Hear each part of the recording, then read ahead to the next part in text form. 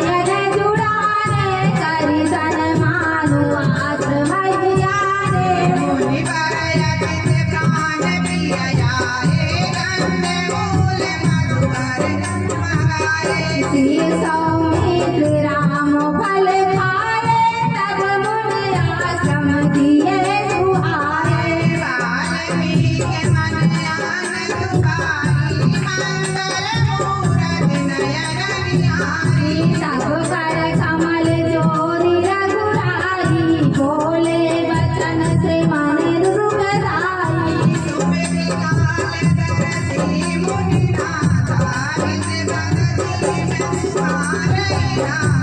रस कहि प्रभु का सब कथा बखानी, जय जय भात दीन बबुरानी।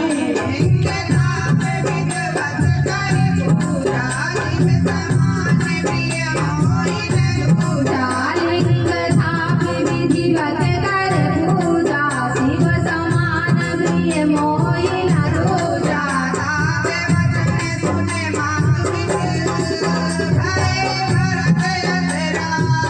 मोह कछु धरत तुम्हार प्रभु, सब मम पुण्य प्रभाव।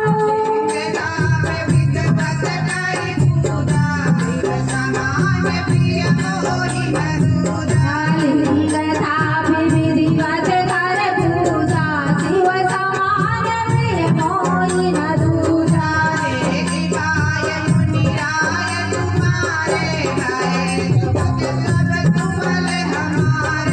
अब जहाँ राउर आयस होई, मुनि उठबे गुण पावई सोई।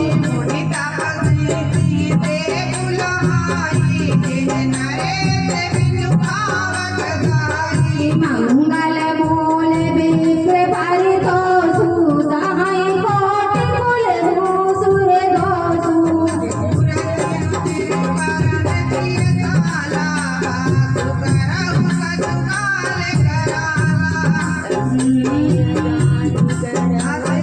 सोई सिय सौमेत्र सहित जहाँ जाई।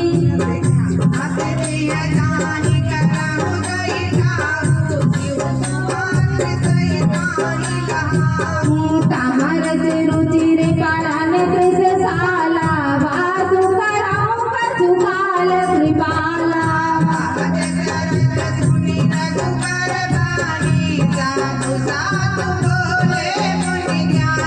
कस न कहूँ अस रघुकुल केतु, तुम पालक संतत सुत सेतु।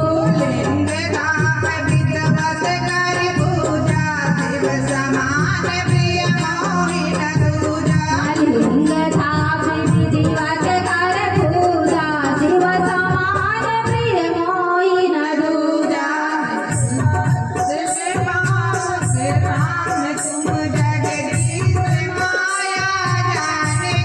जो सृजत जगपाल तिहरति, सुख पाई कृपा दान की।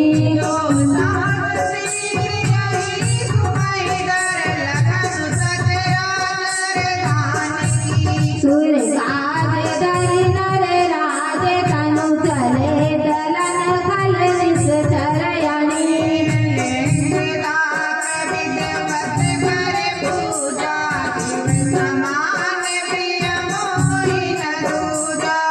लिंग थाप विधिवत कर पूजा, शिव समान प्रिय मोहि न दूजा।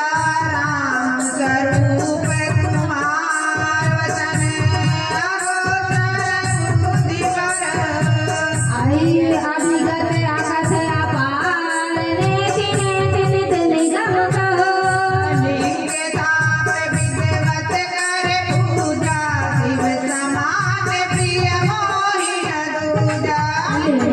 थाप विधिवत कर पूजा, शिव समान प्रिय मोहि न दूजा।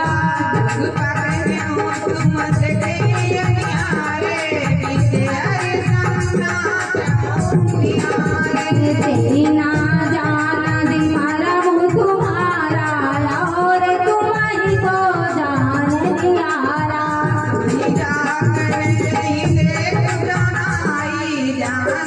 तुम्हारी तुम्हारी कोई